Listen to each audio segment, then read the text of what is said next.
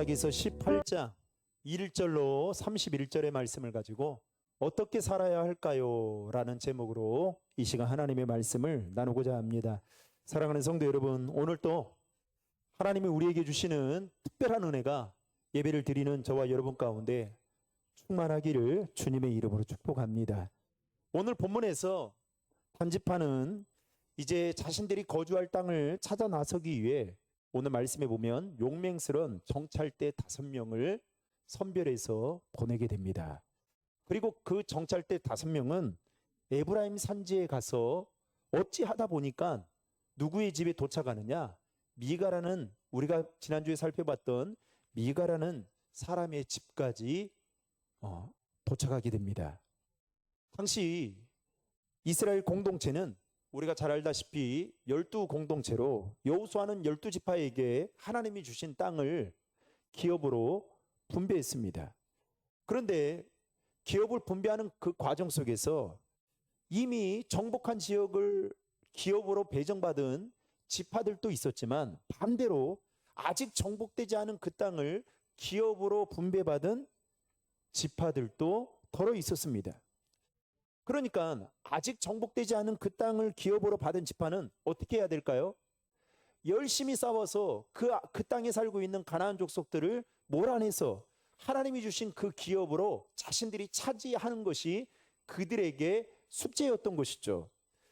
그 일에 있어서 가장 모범을 보였던 사람이 유다 지파의 갈렙이었고 온니엘이었습니다. 그런데 그 일에 성공하지 못한 지파가 오늘 본문에 나오고 있는데 바로 단지파였습니다. 특별히 여호수아 때 단지파가 분배받은 땅은 오늘 말씀에 따르면 유다와 블레셋 중간인, 오늘 성경이 이렇게 말하고 있죠, 소라와 에스다올이라고 하는 그 지역에 속해 있었습니다. 그 지역은 우리가 잘 알고 있는 삼손이 활동했던 지역으로 단지파 땅이었던 것이죠. 그런데 여러분, 그때 이 블레셋은 철기 문명을 가지고 있었습니다. 그리고 블레셋은 거인 족속으로도 유명했죠. 그러다 보니까 강한, 다른 족속들보다 강한 족속이었습니다. 여러분, 사사기서 1장 34절의 말씀을 화면을 보고 같이 읽겠습니다. 아모리 족속이 단 자손을 산지로 몰아넣고 골짜기에 내려오기를 용납하지 아니하였으며. 방금 읽었던 말씀처럼 단지파는 산지로 내몰려서 살게 되는, 즉 하나님이 분배하신 그 땅을 정복하지 못하는 상태로 머물러 있었습니다. 어쨌든 단지파가 하나님이 주신 땅을 점령하지 못하니까 하나님께서 그런 의미에서 보내준 사람이 누구였느냐? 삼손이라는 사람이었습니다. 그래서 우리가 살펴봤듯이 삼손은 계력을 가지고 있었던 사람이었죠. 여우 300마리를 잡아서 이 블레셋 사람들이 경작했던 그 곡식밭에 피해를 주기도 하고, 심지어는 나귀 턱뼈로 이 블레셋 사람 1000명을 죽이는 계력을 발휘하기도 합니다. 여러분, 그 일을 통해서 하나님은 무엇을 말하는 걸까요? 블레셋 사람들이 별것 아니다, 삼손을 통해서 그런 메시지를 던져주고 있는 것입니다. 그런데 오늘 본문에 보면 단지파는 자신들이 분배받은 땅 말고 다른 지역을 알아보고자 결의하고 용맹스러운 정찰대 5명을 파견해서 보냅니다. 그리고 그들은 어찌하다 보니까 에브라임 산지에 있는 미가의 집까지 도착을 하게 됩니다. 그리고 그 집에 제사장으로 일을 하는 누구를 만나게 됩니까? 레이인을 만나게 됩니다. 이 레이라는 이 소년을 만나게 돼요. 그런데 레이 소년을 딱 보니까 어디서 많이 본 것처럼 느껴진 겁니다. 그래서 묻죠. 누가 너를 이리로 인도했고 네가 여기서 무엇을 하고 여기서 무엇을 얻었느냐? 그러니까 이 말은 무슨 말일까요? 네가 여기 온 것은 분명히 특별한 목적이 있어서 왔다, 이렇게 알아차리고 이 정찰대들이 물어본 것입니다. 한마디로 어떻게 베들레헴에 있어야 될 제사장이었던 그 소년이 에브라임 지파 미가의 집에 있는 것이 마냥 신기하고 궁금해서 물었던 것입니다. 추정하건대 아마도 그 레위인은 미가의 집에 오기 전에 이 단지파 사람들과 어떤 친분 관계가 있지 않았나 이렇게 추정하기도 하고, 또 성경학자들에 따르면 그들의 억양이 이 자기들 지파와 이 레위 지파의 이 소년의 억양이 이들의 지파와 얼핏 비슷하기 때문에 아마도 알고 있는 사이가 아닌가, 그래서 이렇게 질문한 게 아닌가, 이렇게 성경학자들은 보고 있습니다. 여하튼 그 말에 이 레위인은 이렇게 대답을 합니다. 여러분 4절의 말씀 다 함께 읽겠습니다. 그가 그들에게 이르되 미가가 이러이러하게 나를 대접하고 나를 고용하여 나를 자기의 제사장으로 삼았느니라 하니라. 아멘. 방금 읽었던 말씀에 보면 고용이라는 말이 지금 기록되어 있는 것을 볼 수 있습니다. 여러분 원문에 보면 이 고용이라는 말의 의미를 어떻게 쓰고 있느냐?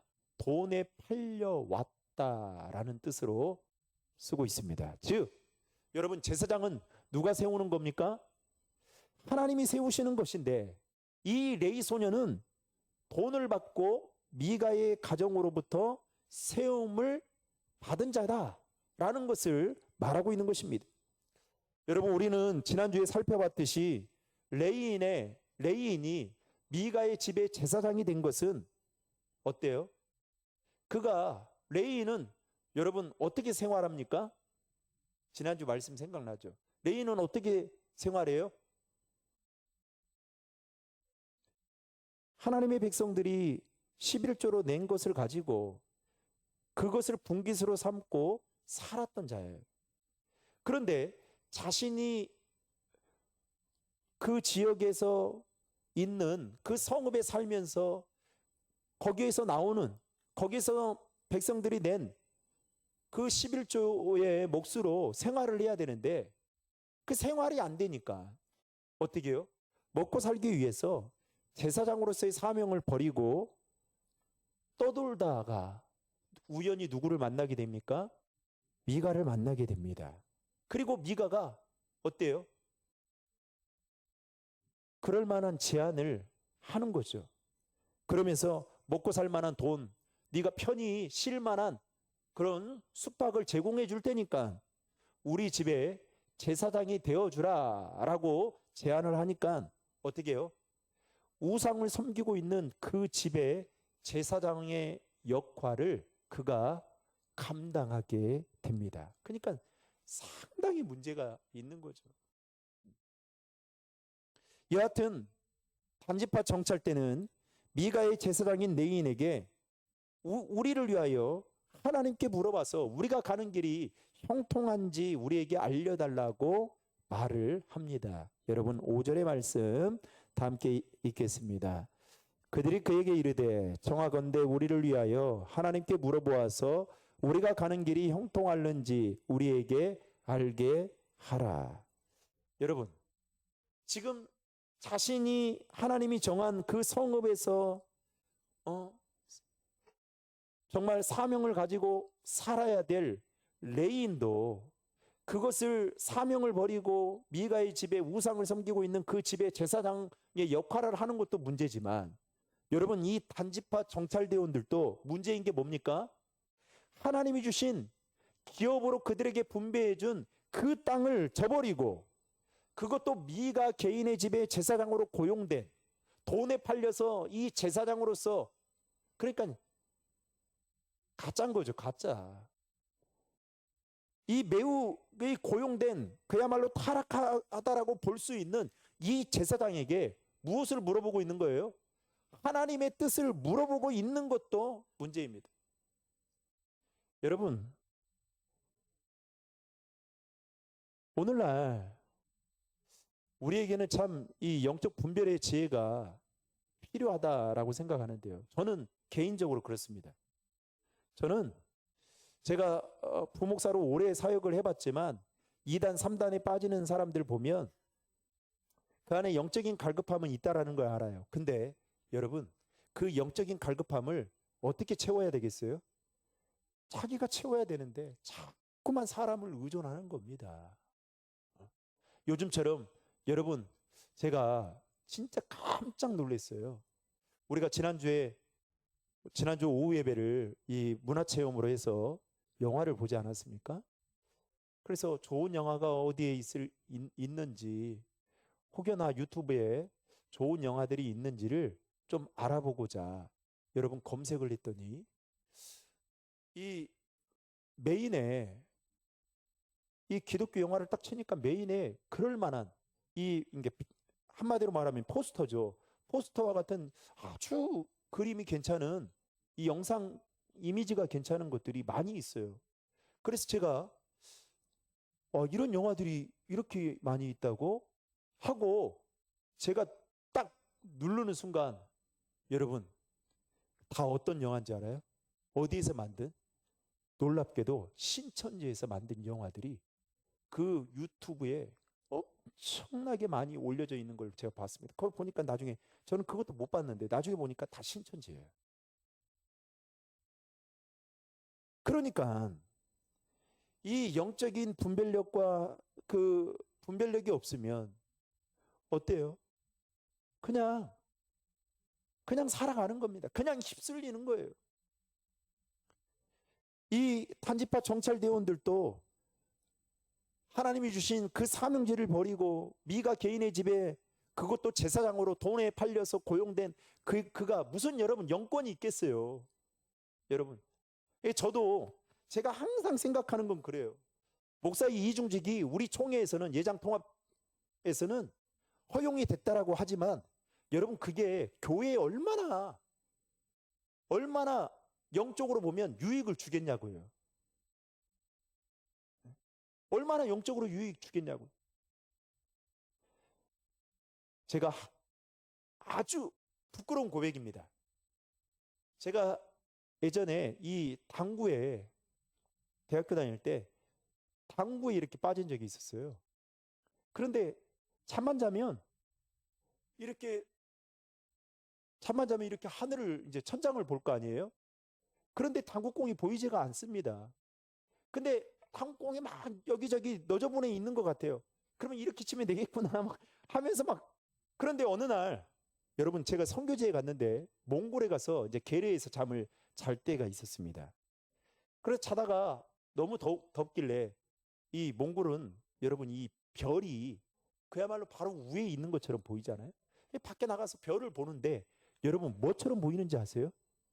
별이요? 한국공처럼 보이더라니까요.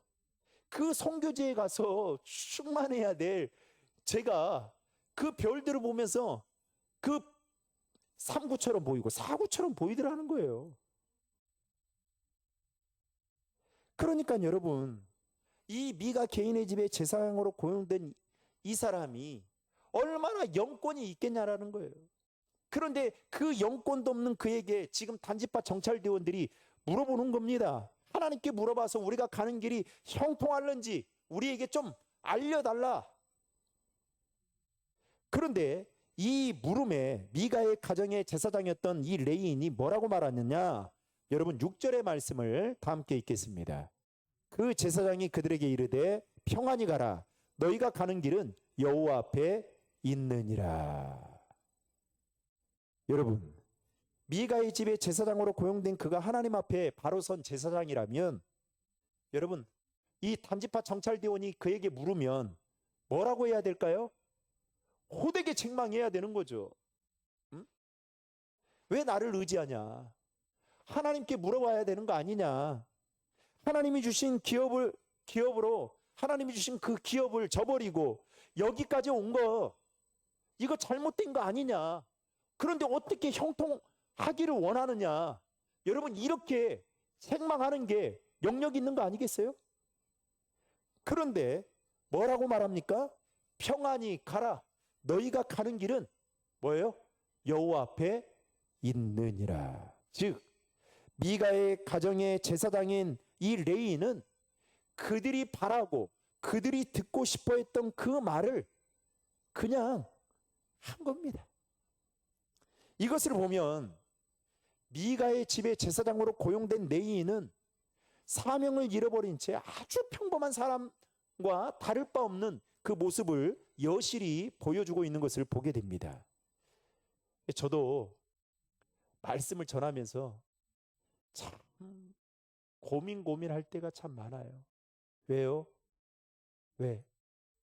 여러분들이 어떤 메시지는 좋아하고 어떤 메시지는 부담스러워 하는지를 너무 잘 알거든요. 그런데 그 메시지를 전해야 될 때가 있어요. 그럴 때 여러분 목회자가 어떻게 해야 될까요? 자, 1번. 가감없이 그대로 하나님이 주신 마음으로 전해야 된다. 2번.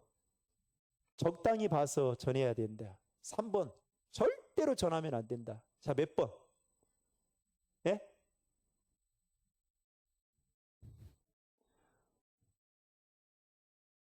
참 걱정입니다. 정말 걱정이에요. 제가 아는 목사님은 담임 목사가 돼 보니까 부목사 때는 그렇게 자신 있게 당당하게 했던 말들을 못 하겠더래요. 왜? 혹여나 떠날까 봐. 그래서 제가 물었어요. 도대체 부목사 때는 그렇게 당당하게 했던 말을 담임 목사가 돼가지고 할 수 없는 말이 뭐냐 물어봤더니 저는 돈에 대한 이야기인 줄 알았어요. 근데 여러분 뭔지 아세요? 주일 성수였습니다. 그 목사님에게는 주일 성수 이 말이 못 하겠더래요. 그러니까 여러분 얼마나 비입니까? 얼마나 그 교회의 어떤 여러분 이 영적인 수준을 알 수가 있는 거죠. 여하튼 이렇게 물어보면 자기가 돈으로 고용됐을지라도 그래도 명색의 제사장인데 그래도 말은 해줘야 될 거 아니겠습니까? 그런데 뭐라고 말합니까? 그렇게 말하지 않아요. 응? 하나님이 너희가 가는 길에 여호와 앞에 있느니라 이렇게 말을 합니다. 평안히 가라고 말합니다. 그리고 그 일이 있은 후 단지파 5명의 정탈 대원들이 이제 북쪽으로 가다가 라이스라는 동네를 발견하게 됩니다. 그런데 그 당시에 발견했던 라이스는 어떤 땅이었느냐? 여러분 7절의 말씀을 다 함께 읽겠습니다. 이에 5사람이 떠나 라이스에 이르러 거기 있는 백성을 본즉 염려 없이 거주하며 시돈 사람들이 사는 것처럼 평온하며 안전하니 그 땅에는 부족한 것이 없으며 불을 누리며 시돈 사람들과 거리가 멀고 어떤 사람과도 상종하지 아니함이라. 라이스가 어떤 땅이었습니까? 평온하고 안전한, 한마디로 말하면 매우 살기에 딱 좋은 그야말로 금싸라기 땅, 강남 땅과 같은 것처럼 이 정찰 대원들 눈에 보였던 것입니다. 게다가 당시 고고학자들이 라이스를 발굴했을 때가 주전 1200년 경이었는데 그 당시에 발굴했을 때 라이스는 어떤 상태였느냐? 성벽이 없는 땅이었고 레바논 산맥으로 둘러싸여 있어서 그야말로 애부 세력과는 완전히 고립된 지역이었습니다. 그래서 오늘 금방 읽었던 7절 말씀에도 보면 어떤 사람들과도 상종하지 않는 그야말로 안전. 제가 진해에 있었다 했잖아요. 진해가 전쟁이 일어났을 때 여러분 진해는 레이다망에 잡히지 않는 지역이다라고 말을 할 정도였어요. 그래서 전쟁이 일어날 때 안전했답니다. 거기가 뭐 해군 군사도시여서인지는 모르겠지만 어쨌든 이 그런 안전하게 마음 편하게 우리 지금 대한민국 국가대표 남자 국가대표 축구 감독이 지금 없는 지 무려 4개월째입니다. 우리 교역자 구하는 것도 참 힘든데 대한민국 국가대표 감독 구하는 것도 하늘의 별 따기 돼요. 그런데 이 전에 감독을 했던 독일의 그야말로 유명한 축구 선수였었죠. 그런데 그가 우리나라의 감독이 됐습니다. 그 이름이 누굽니까? 클리스만이죠. 그런데 감독들이 되면 뭐 그전에 있던 뭐 벤투나 뭐 그전에 있던 감독들은 다 어떻게 해요? 우리나라에서 기거하면서 살았어요. 그런데 이 클리스만은 어떻게 해요? 딱 만나면 본국으로 돌아가는 겁니다. 그리고 우리나라 감독만 하는 것이 아니라 뭐 직이 몇 가지가 있는 거예요. 그래서 물었다고 합니다. 기자가. 아니 왜 우리나라에서 기거하면서 선수들을 가르치고 그리고 호흡하면서 그렇게 정서상 이게 맞는 건데 왜 당신은 그럽니까 했더니 전쟁이 일어날지 몰라가지고 불안해가지고 못 있겠다라는 거예요. 그러니까 그의 눈에는 어디예요? 우리나라가 하루라도 전쟁이 일어날까봐. 그래서 지금도 외국에서는 우리나라 보면서 남북관계 일을 보면서 전쟁이 일어날 것처럼 생각해서 지금도 그런 가정들이 있더라고요.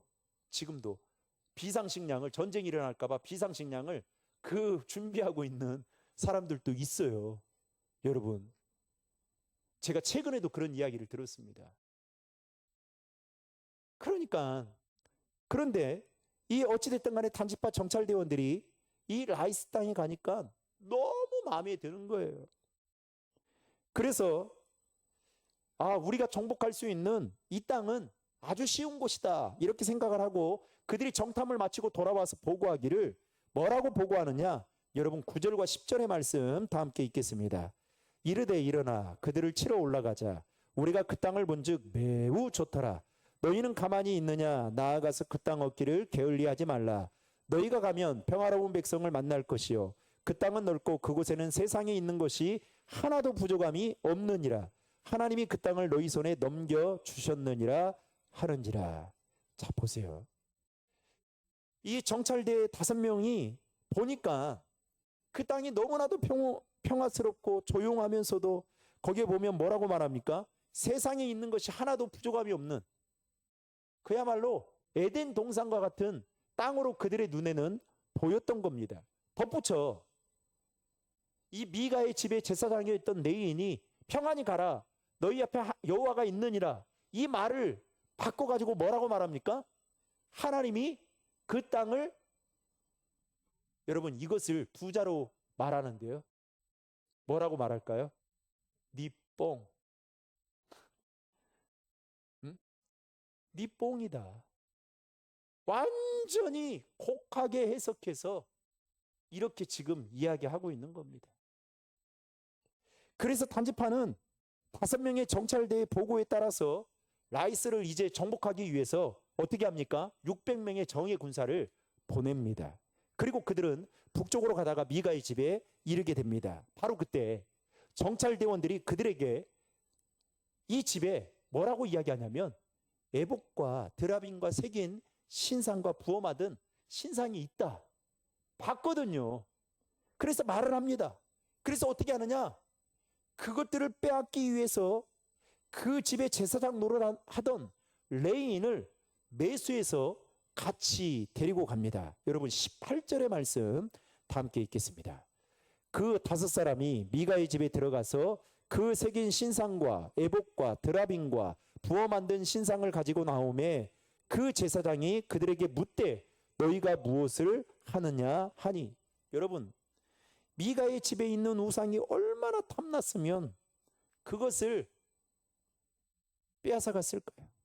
더 가관이었던 것은 600명의 군대를요 그 미가의 집 문 앞에 딱 세워두고 그 일을 행했다라는 것입니다.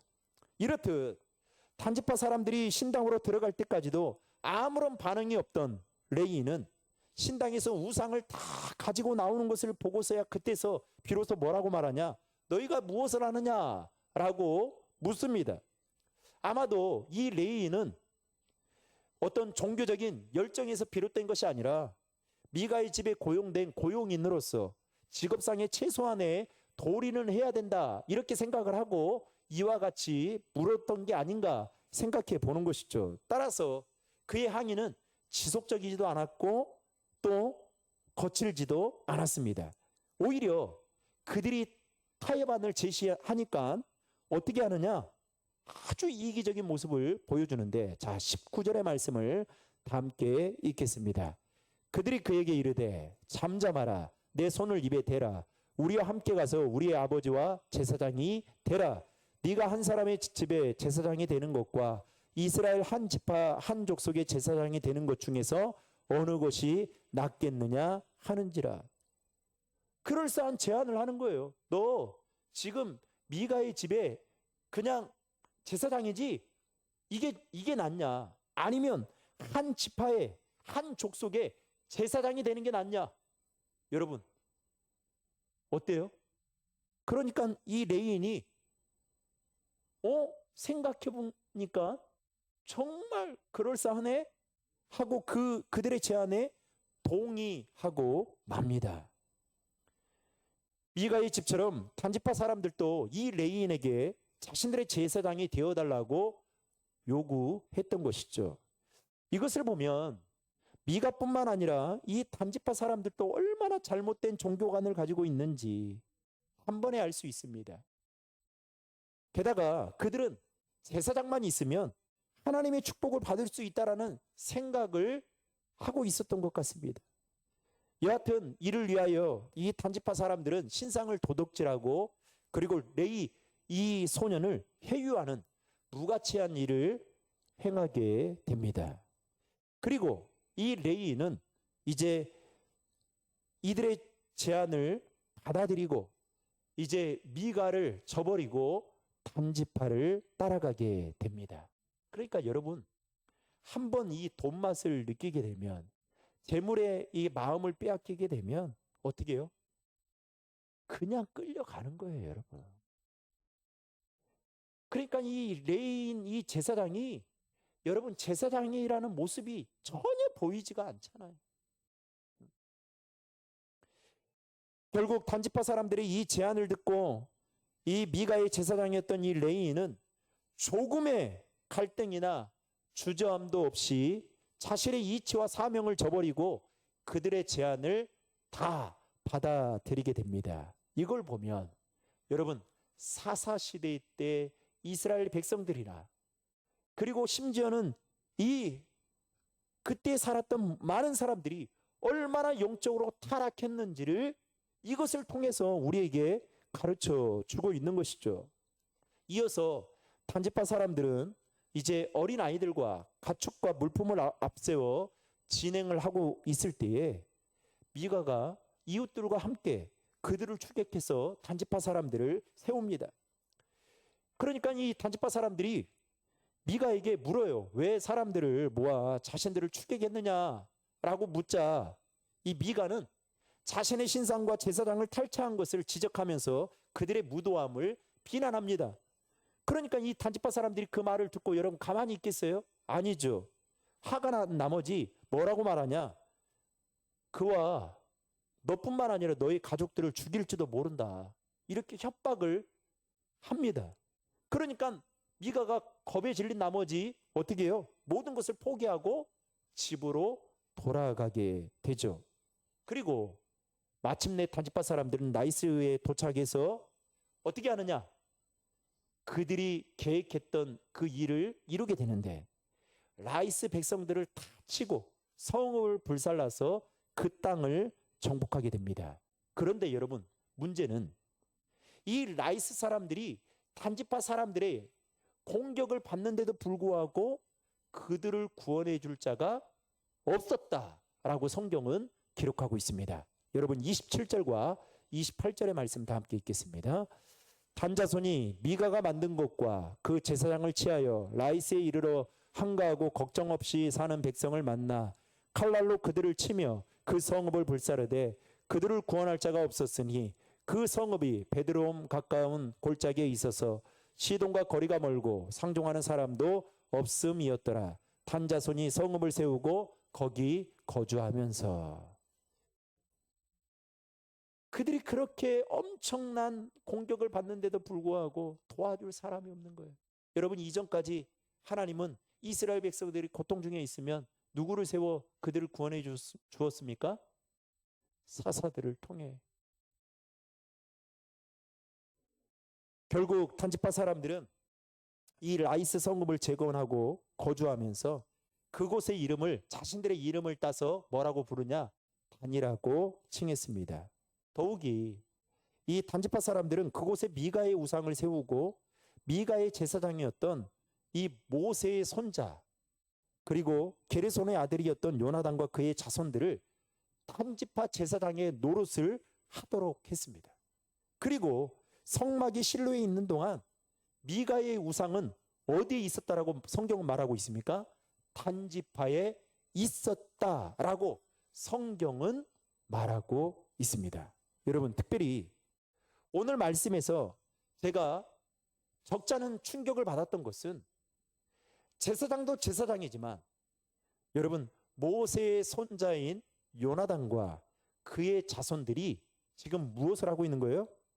우상을 섬기는 일에 앞장서고 있는 모습을 보며 들었던 생각은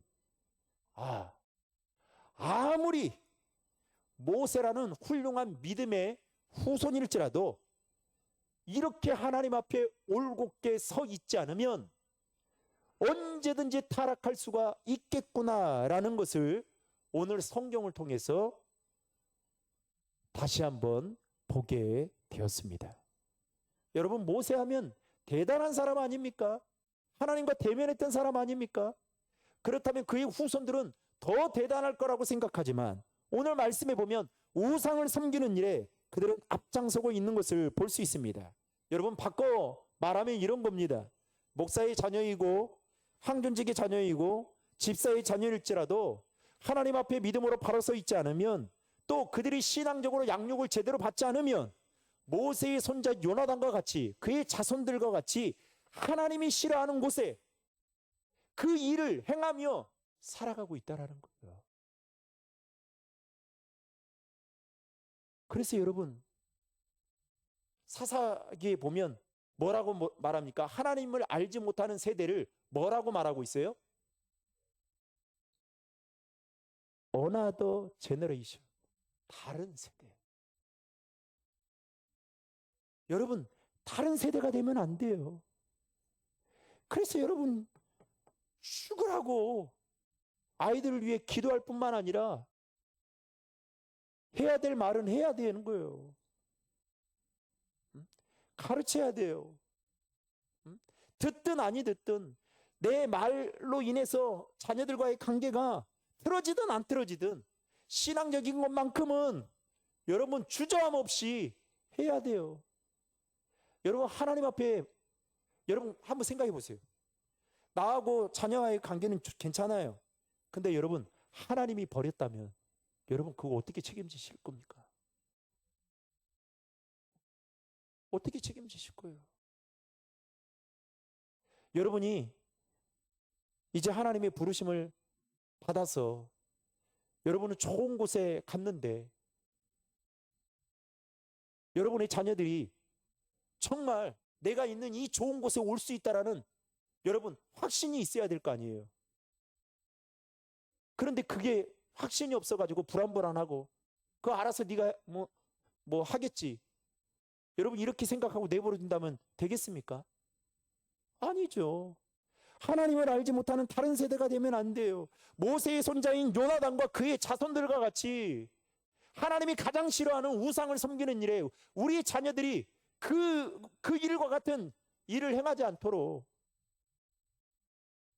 우리가 기도하고 또 신앙적으로 양육해야 되는 것이 바로 부모로서 해야 될 몫인 것입니다.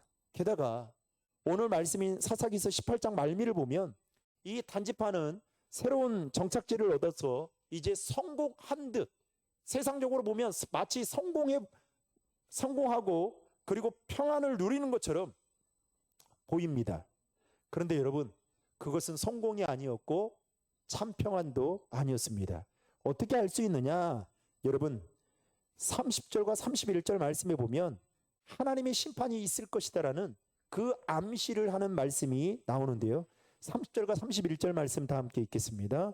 단 자손이 자기들을 위하여 그 새긴 신상을 세웠고 모세의 손자여 게르솜의 아들인 요나단과 그의 자손은 단지파의 제사장이 되어 그 땅 백성이 사로잡힌 날까지 이르렀더라. 하나님의 집이 실로에 있을 동안에 미가가 만든 바 새긴 신상이 단 자손에게 있었더라. 여러분 거기에 보면 그 땅 백성이 뭐 한다고요? 사로잡히는 날까지.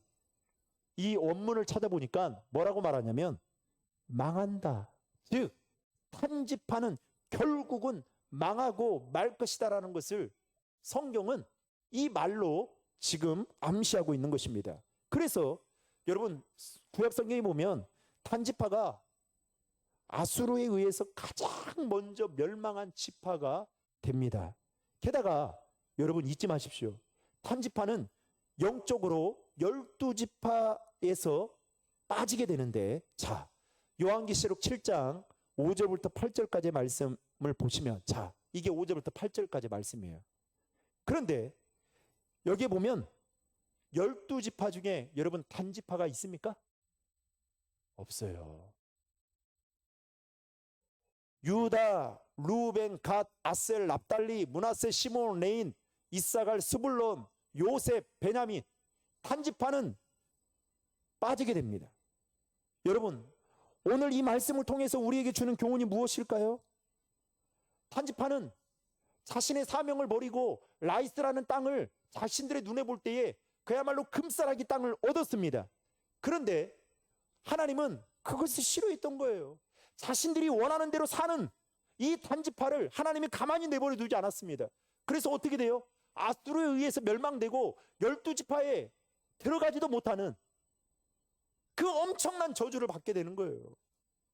여러분 오늘 말씀을 통해 우리가 생각해 봐야 될 것은, 하나님의 사람은 이 땅을 살아가는 데 있어서 여러분 어떻게 살아가야 되는 거예요? 내 생각대로, 내가 원하는 대로, 내 기분대로 살아가는 것이 아니에요. 하나님이 우리에게 주신 그 사명의 자리를 지켜가면서 여러분 살아가야 돼요.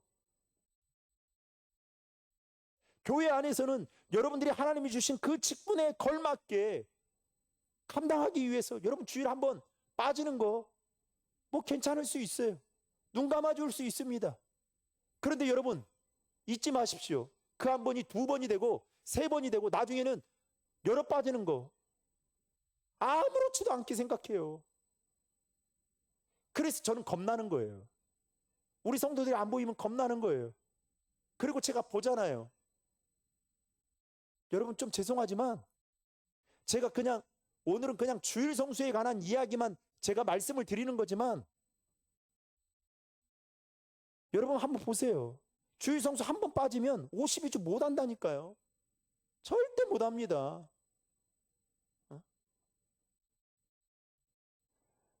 부담이 돼도, 먹고 살기 힘들어도 어떻게 해요? 내가 원하는 대로 사는 것이 아니라 하나님이 주신 사명의 자리를 감당하기 위해 그 자리를 묵묵히 지켜가야 돼요.